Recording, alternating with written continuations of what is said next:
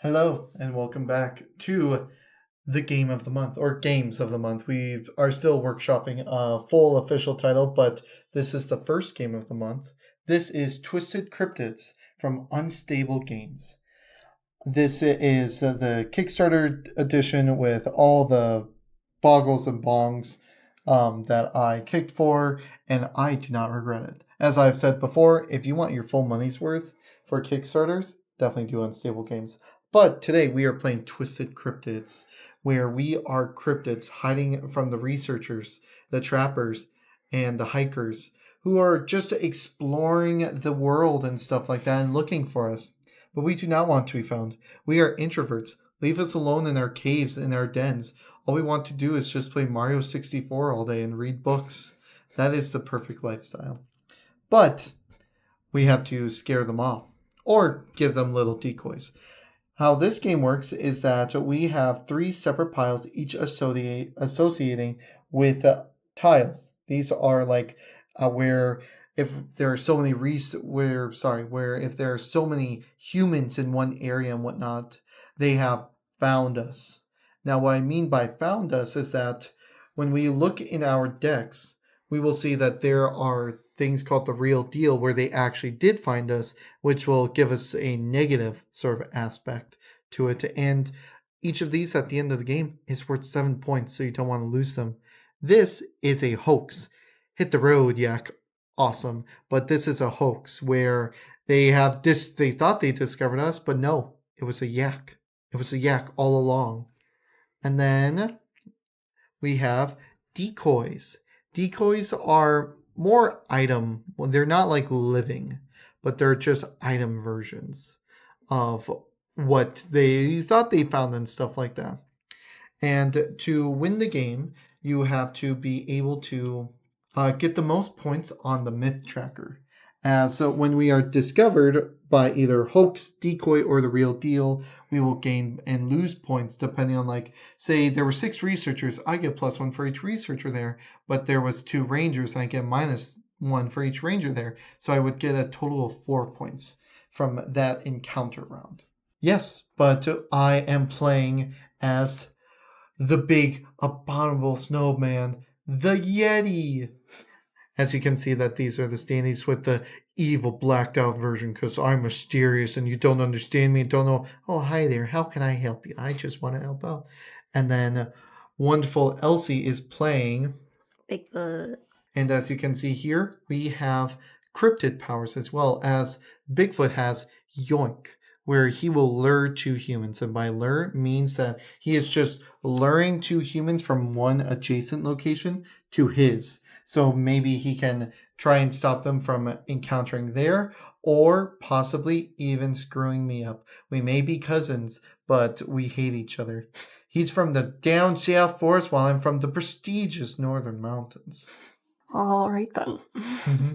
Yeah, so we will get you guys in the mid-game, let you know how it's going, and yeah, we're going to stay hidden.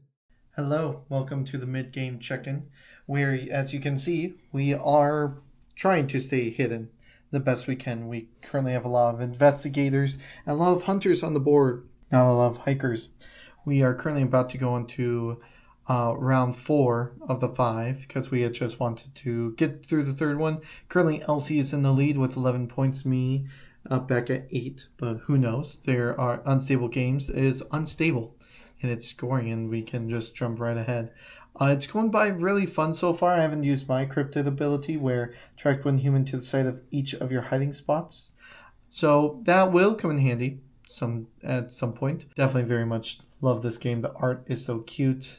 Love seeing the cryptids. It goes by very fast. This is a very fast game as well. If any of you are looking for like a fast game, Unstable Games is known for their party games and their much faster games. Yeah, for sure. Yeah, I keep forgetting about mine, but I'll have to use it more. I mean, you did use it. Yeah, I used it once, but... Yeah. Or, oh wait, you can only do it once per round, right? Yes, once per round. Okay, gotcha. Yes, but let's dive back in and see you guys at final scoring. Okay, what was our conclusion? Mr. Yeti wins. Mr. Yeti wins by only 5 points, though. Yeah, it was fairly close. I mean, close. the points are pretty low in this game anyway, Yeah. but... Yes, it was 36 to 41. Mm-hmm. Yes, it was a very good, close game. It was just unfortunate for Elsie where she was trying to get hunters near the end, but I was scaring them all off. Yeah, no, not even scaring them. You were extracting them, so Yeah. they weren't even there. Yep, I was moving them around because I wanted hunters to find me. But yeah, no, very fun game. Definitely want to play more of the creatures and stuff like that because there are 10 of them right now. There's the Mothman, Chupacabra, the Frog, the Jackalope, Nessie, Bigfoot, Yeti, Giant Earthworm, the Jersey Devil, and then the Lizard Man. Yep, so definitely be on the lookout as we will be making more. But a good way to start off the 4 games of the month. Yeah, no, very fun, very good. Definitely say if you see this or just go check out other people playing them as well. It's a very fun game. And we will see you guys in Citizens of the Spark. This is a newer game from Thunderworks Games. We got this at Con of the North. And yeah, it's a card game. Seems like it'll be fairly simple, but yeah, definitely strategy as well. And yeah, there's a whole bunch of like different decks that you can pick from to make each game different. And yeah, we're just trying to get as many people as we can and get as many little sparks as we can. So yeah, what do you think? I think it'll be fun. I think that you'll have a much more fun time with this than Everdell. And so this will definitely be fun and should be very interesting. All right, let's see how it goes. Okay, we're probably about halfway through the deck so far. It's going pretty fast because, yeah, it's pretty simple. Yeah, this is the state of my city, and that's his. He's got many advisors, and I've got ranchers and scientists and this fun stuff. And yeah, points rack up pretty fast. Yeah. So yeah, I get why they give you the 25s and stuff. But yeah, I'm liking it. What do you think? Yeah, no, it's pretty simple, very interesting, very easy.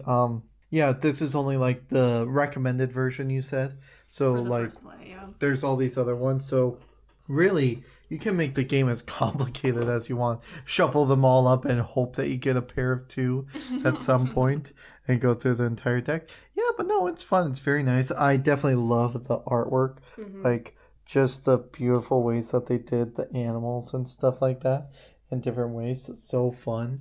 Yeah, but no, it's pretty fun so far. All right, let's see who wins.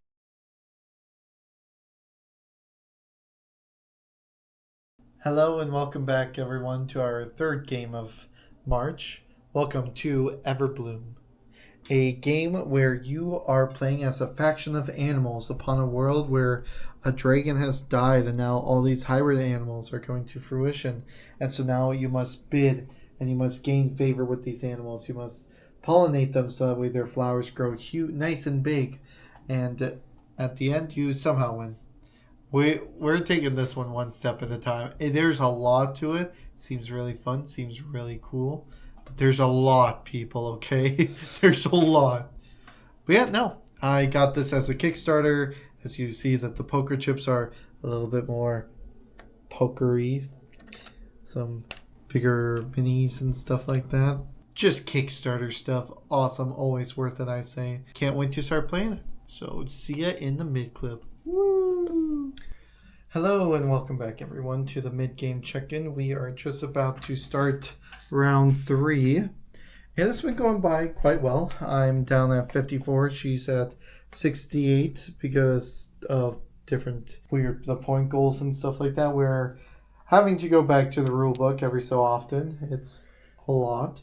But it is going quite well. It's very fun. Beautiful artwork, beautiful ways of events that keep on working in the game.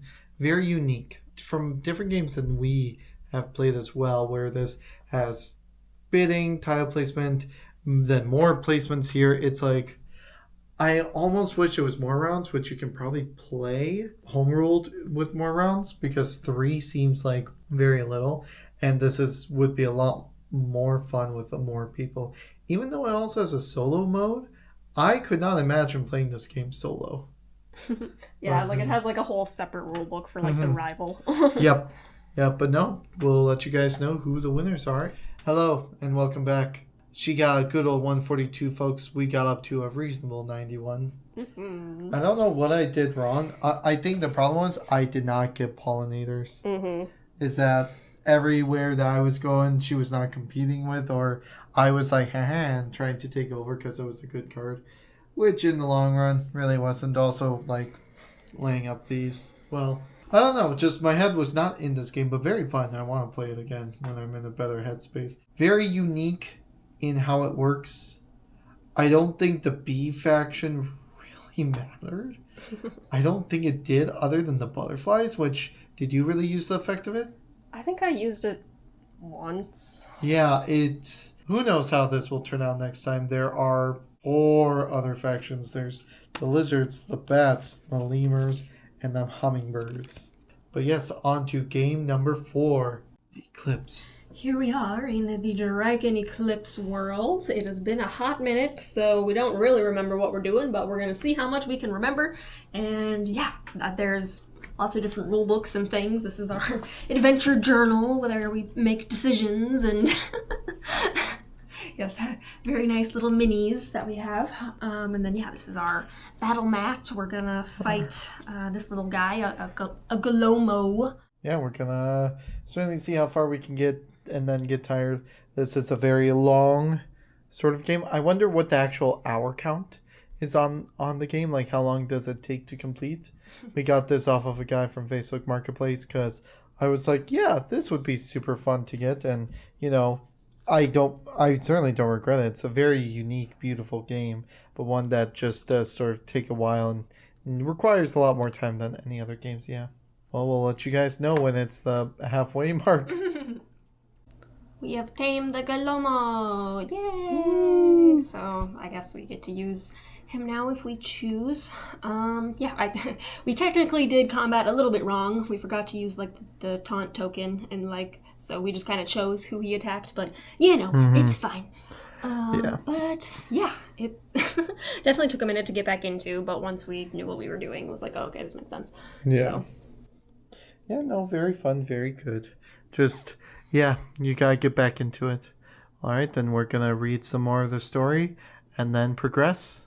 All right, we have just finished a scenario. We just looked through this cave and we found some boots and berries. And now there's finally a dragon in Dragon Eclipse. Yes, there was a dragon that flew in front of Roar. one of the moons. Apparently there's 2 moons. But now we get to open a booster pack. So, ooh, shiny. Oh gosh, yeah. But yeah, these are, I guess, actions that we'll give to our mistlings of these elements, probably. Yeah. So yeah, that's really cool. Wind tunnel, blinding radiance. Oh my goodness. Oh, Good. That's got a lot of modes on it. Combustion, erratic torrent. Very cool. Very cool. Cute. And yeah, we've just started building out our world map. So yeah. Very fun. Very good. Took a little while to fully recognize lots of flipping back and forth. I love it when it says, go to this, and then it's like... Immediately go to the next one. Yeah, immediately go to the next one. And now it's on to review. Do. Here we are at the review portion. As you saw, we played these 4 good games, and now we're going to tell you our thoughts about them a little bit more in depth. So, our first one was Twisted Cryptids. Yes, the game that I chose for this month, the first game that I did. A very fun game from Unstable Games. You play as a cryptid. You're just trying to go through the forest. You're trying to complete secret objectives. You're either trying to make yourself be appeared more, showing off disguises, or your true forms, or else you're just trying to hide away, moving the hikers, trappers, and rangers, scientists, all around and stuff like that. Very fun, very, very quick game. Says that it takes 60 minutes to play, but for usually us two, it takes like 30, less than that even. It felt like this time around because we had just taken a look at the rules and we went off going. It's not that complicated. There are really fun expansions to this as well that hopefully we'll get to play more in the future. Like I said, very cute and fun. Unstable Games, very renowned for their very nice, unique art style that just makes everything look cute and derpy. I say it's the derpiest of all board games, to be honest. It's just very cute, very simple that I think everyone of all ages can enjoy. Definitely also a thing with Unstable Games. They're party games, really. They're like way more fun if you have a lot more people. And sadly, it's just us two. When we usually be like, hey, what do people want to play? We don't usually look towards the unstable games because everyone wants a very much more focused game or something very fun like Flip 7, which was super fun. What are your positive reviews? Yeah, I agree. It would probably be interesting to play it with like 4 people or something like that. To mess around with the board more, but you were already messing around with the board enough for me to not get many points for anything. But yeah, now that I kind of know what I'm doing, I would probably want to try it again, because it did take me a minute to remember like how the 3 rounds worked and like the scoring and attracting and scaring and all those fun things. I did like the card types, like decoys and whatever, like fits very well with the theme that they were going for, because yeah, it's just all very cute and fun. Yeah. The only thing is that I wish it could be longer for even 2 players as well. Like there was a much more better system for it. That's usually my problem. I either want games to be longer or I want them to be shorter. And this one we were just having fun and moving stuff around and going through it. That was pretty fun. Okay, and our second game was Citizens of the Spark. This is a card game, sort of set collection, sort of. It's a lot not of everything. Open drafting, really. I mean, kind of. Like, you have 3 pairs of cards you can pick from. Yeah, it's sort of a more simple Everdell in a way, because, like, you're kind of, like, building your city or tableau. And yeah, that is right. Yeah, because I had to get like ranchers at first or whatever in order to get like food, or cause each one has like different symbols and you need different symbols to do different things, and so it was like, oh, okay, if I get the farmers set up then I can get more people or this and that. So yeah, that was interesting, nice and quick. I could see this being sort of one of those lifestyle games for people, just because of how many different like decks and animals there are, and just mixing and matching. Like it's almost like a TCG in that way. Like you just figuring out like, okay, what do I like to? What's my favorite strategy, and like what challenges can I give myself? And, oh yeah. Yep, I do have down on mine. Would work well in a story mode or in a phase game where you build, you combat, and you sort of like rest. It sort of feels almost that, because this game gives off big lore. Like their world is falling, and so they're like trying to fix it in a way, but you're like 2 different towns like trying to see which one can last or something like that. It definitely feels like it could be a story, or it could even be turned into that of an RPG, to be honest, with the amount. And that's the thing. This game, you see it, you think, oh, it's not that. There's a lot. There's so many different cards that you can do. We just played with the base? Like the recommended first deck. Yeah, and there's so many. Start to look through it. You could even do it by, I don't know how well it would be, but you could even do it by region of animal too if you wanted to. Yeah, definitely lots of different combinations there. Yeah, I will definitely have to try it solo at some point. Check out that other rule book for the competitor, or what they called it, rival. I like solo puzzly kind of things, and yeah, it'll certainly be interesting. And yeah, it's, what did they call it? I looked up on Board Game Geek like what the different like mechanics were of this, because I wasn't super sure how to describe it. One of them was like melding, and one of them was layering, because like the melding was like the more cards you have, the different, and like sort of the same as layering, like each, if you have more then it's worth more points or whatever like that. But also like the sparks, more sparks to get added to the pairs that aren't being taken. So like even if there's like a negative in one of them, it's like eventually if there's like 5 sparks next to it, it's like it's maybe that'll balance out. Like Yep, and there's way to get rid of cards in this game and stuff like that too. Mm-hmm. So yeah, no, it all works out. Yeah, for sure. Yeah. Another moment of me, I love the diversity of the game. Whenever I see animal games, they usually go in like one direction, really, like in either one region or something like that, and it's primarily just regular, like rabbits, foxes, moose, raccoons, like the standard North American animals. Whereas this takes from all over the world and puts a beautiful spin on it, and so many different animals, like I said before, such a great diversity. But when I look at this game, I'm like, I would have never imagined a tiger alchemist, a crocodile warrior, and they have it in where it's like there's no time period. You've got you've got technology when you've got crocodiles dressing up like ancient Egyptians. It's very unique. It's very beautiful, and I very much liked it. Mm-hmm. Yes, now moving on to a game that I'm feeling very interesting about. Boy, oh boy. This is Everbloom, published from Nerdvana Games.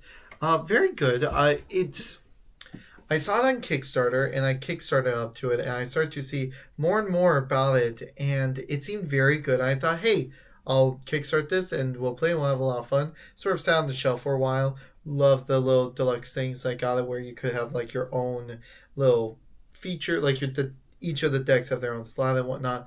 This game, I don't know, it just didn't super resonate with me. Will I play it again? Of course. Is there like now different ways to, and it's probably better, like, but how the rules are laid and formatted, and even throughout the rule book, like you're flipping from one page to another, from another, and there aren't that many videos about this either, other than just like how to up your strategy. Like we looked up like three, and two of the three of them were like how to boost yourself so that way you can win more in this game. I'm like, I've never really heard of that in a game, like other than TCGs, like in Board Game World. I'm like really, like that's the whole point, is just doing, not just to have fun. Like it was still fun, very beautiful artwork, very well done. The components are so well made. I like the system that's in. It's a little bit much, to, if I'm being honest, to where it's not really. And this is what surprises me. I felt like with us two, we were really just trying to still figure out, even by the end, and stuff like that. And yet there's a solo mode to this game. Yet even at two-player, I felt like it was such a struggle. So I don't know. What are your thoughts?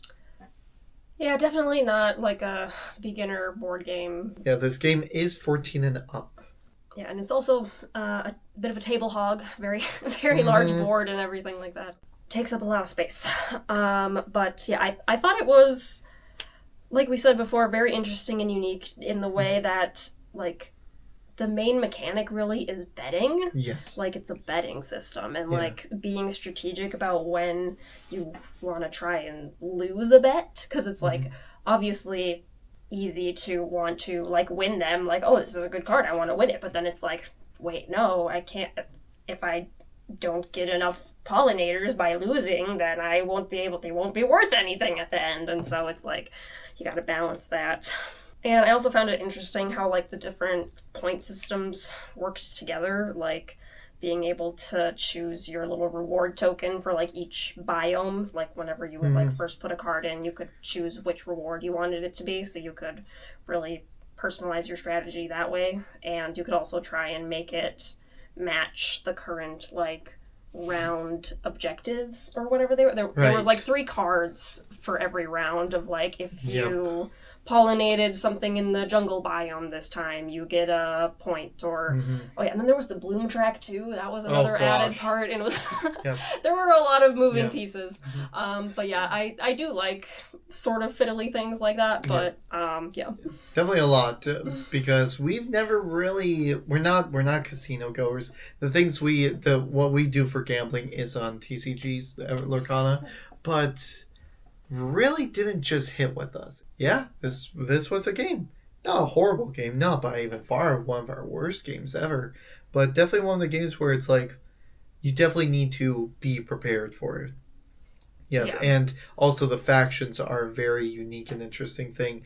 Where I took the beast and I sort of had the beehive, which would negate a token's effect, yet it wouldn't really like affect mine. And they didn't super explain that. Not super explaining the factions super well and how they all diversified from each other and stuff. Because you were playing the hummingbirds and what was their thing? Butterflies. Oh, whoops. Yeah, I don't. It was something about like the number 3 token. Like if you put a number 3 token on this specific thing, then you get to do an extra thing or something like that. Yeah, it was just something else. But it was definitely a good experience, I will say.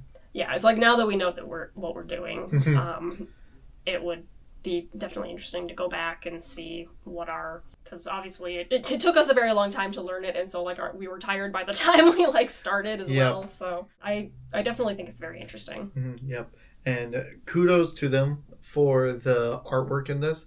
Phenomenal. I love it. It's so it's such a nice new breath of fresh air. And now there's some sort of new Skydance animation movie that's coming to Netflix that a lot of people have been talking about.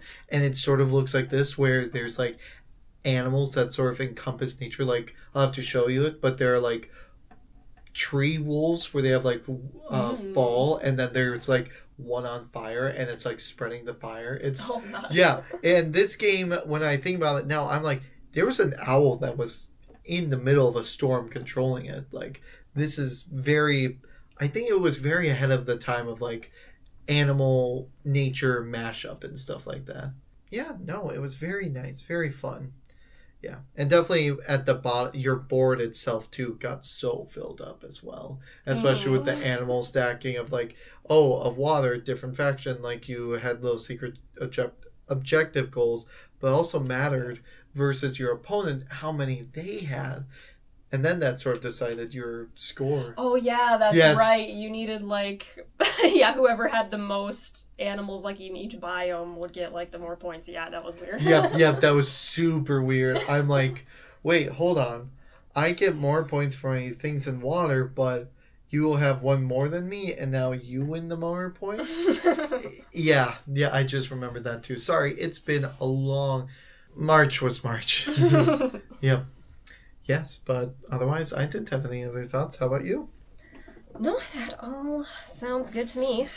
So I think we shall move on to our final one. Yes. We just grabbed the cover because it is a very large box, lots of minis. But I actually don't know what the regular box looks like. We got Dragon Eclipse just one day off of Amazon. Not Amazon, Facebook Marketplace, because someone's selling it.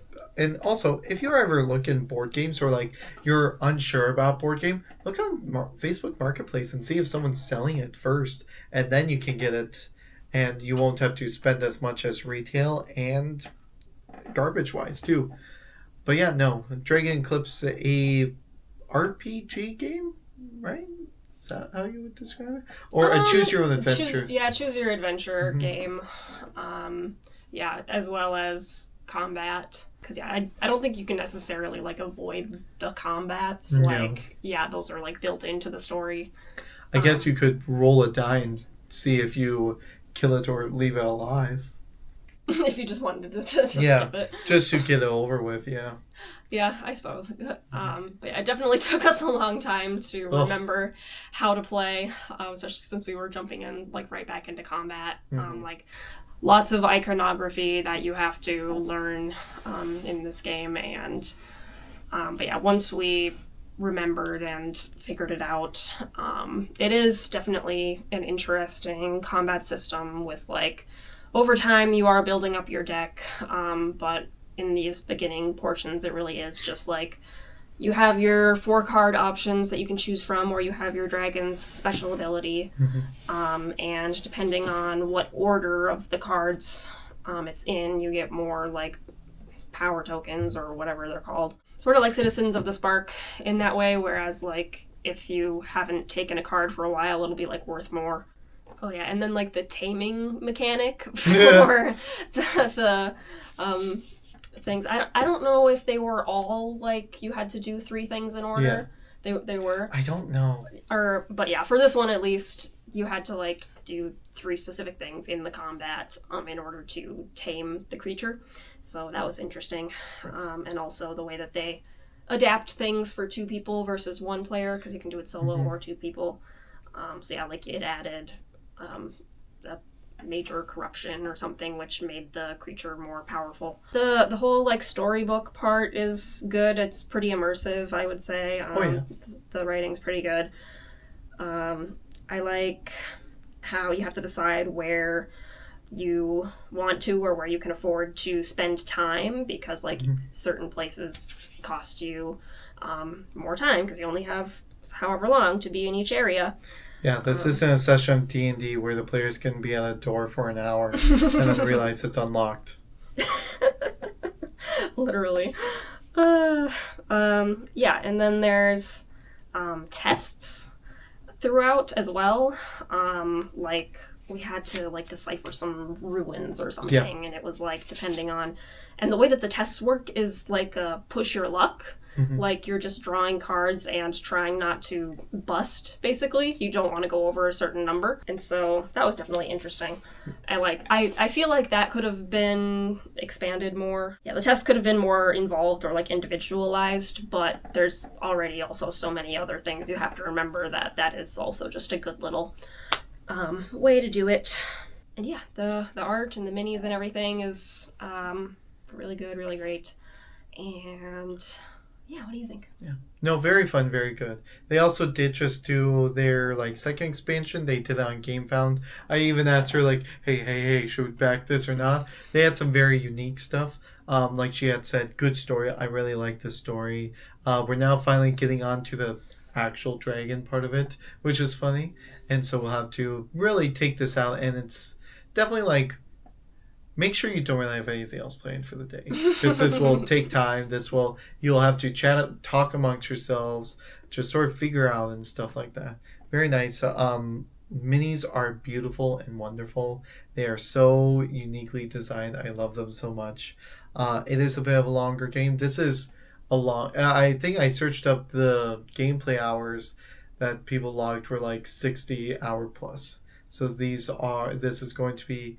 Like, you can't play it all in a day unless you speedrun it, which I don't know if you can. The one thing I wish it had, which maybe would replace the push your luck system, or maybe be like a little underlying system, it's like a dice system with like D6s or something like that. I just found that I was like, man, I wish I was rolling dice.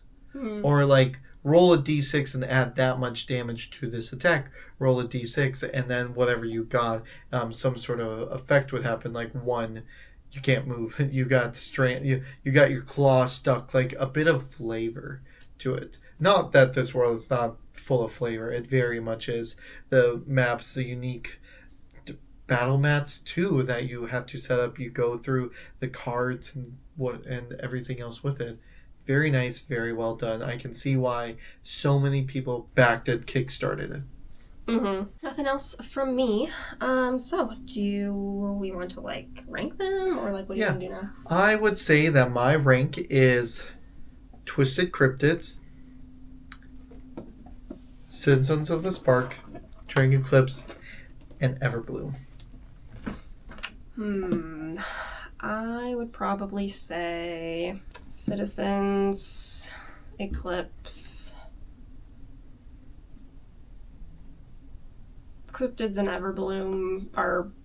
I could go either way with it. Like both of them are something I would have to play again, in order to really know how I feel about it. But yeah, no. But otherwise, very great 4 games. Citizens of the Spark, I believe, is at not bigger retailers, but you can probably find this one better in game stores and stuff like that, I feel like, versus Dragon Eclipse, which I haven't seen in a store. Twisted Cryptids might have been at a Walmart or Target at some point, but otherwise you can still get them at their unstablegames.com. But this is the Kickstarter version, so I got like all of the monsters in one with the expansions and stuff like that, so they're a bit more separated. Everbloom, I don't know. I really don't know. Yeah, I'm not sure. But if it is like out there mass market, and if since there are very few videos on it, if you are curious and like how to play or something like that, we could definitely try to do that. So let us know. Yep. I even thought like this would be a little nice bit of a shorts thing too, as well. Like go over each faction and then do like a little overview of the game, like a 60-minute how to play might help. Though it did take us more than 60 seconds to learn how to play. 100%. But who knows, yes. Yes, but otherwise for next month, I have chosen to play, I heard a lot of people talking about it, T-Witches. We got it right back here from OP Games, the same artist as the wonderful Flamecraft artist, Sandra Tang. I wanted to say Vang, thank you. And Critter Kitchen, which I hope this wasn't an April Fool's joke, but Critter Kitchen and Distillery launched together. Like, please, I would love to have a bar alcohol system. That would be super fun. That would be cool. Yeah, everybody was so mad about their April Fool's thing. Did you see it? The ice craft. Yep. Everybody was Yeah, like, "Oh I my showed god, that it's to so the penguins. cute!" And then it's like, "Oh, wait a second, it's not real." Yeah, no, that was so. I saw it. I'm like, that is amazing. Why don't you make it with penguins? That is the best. But yes, then a game that I was originally going to kickstart. But then when they needed to get the stuff, like there was some sort of weird issue with me and Kickstarter at the time, and I was like, you know what? I'm going to not do. Do I sort of regret it? A little bit, because now it's a little bit more to get the expansion, but Apotha Bakery, and that should be a very fun game as well, where you're working as like a little apothecary, creating like little bakery goods and stuff like that. Funny enough, another sort of bakery themed, or I guess cafe themed, Cafe Barras is, I just know that it's a card game and I've heard good things about it. Yeah, I think it was #1 on a while for a lot of like game sites and stuff like that too. Oh, really? Mm-hmm. Cool. Yeah, like I'm not a coffee or a tea person, but I am a capybara person. Some good tea right here. So yeah, capybaras, and then my second pick is Minecraft Heroes of the Village. I've played Builders and Biomes, I believe is the other one. Yep. But I've not played this one yet, so we'll be interested to see how that goes, because I am a Minecraft girly. So yeah, you can see it there. That's her poster. And she's got other Minecraft. Yeah, you should see her work office. I mean, you're literally known as the Minecraft girl as well, because you work on that. I'm the Minecraft expert. Yes, but we are very excited for April games. We are still trying to get more stuff out. It's just been so busy. I'm hoping to do some more solo videos as well. We're trying to find a co-op game that we can do together, where we both sort of video game where we can both sort of work on it, as we are not great at Mario, but it might be best to do with the Mario Wonder game in the expansion. But alright guys, if you have any suggestions or comments for us, just leave it down in the comment video. We always appreciate it, and we always like to get back to you guys and thank you guys for commenting and let you know our responses. Like, yeah, just say anything. Alrighty, if you enjoyed the video, if you could hit the thumbs up button, we'd really appreciate it. If you want to join and hit that bell! Okay. Sorry. And if you would like to join in the hobby ever after, be sure to subscribe. And hit that bell! And we will see you all next time. Bye.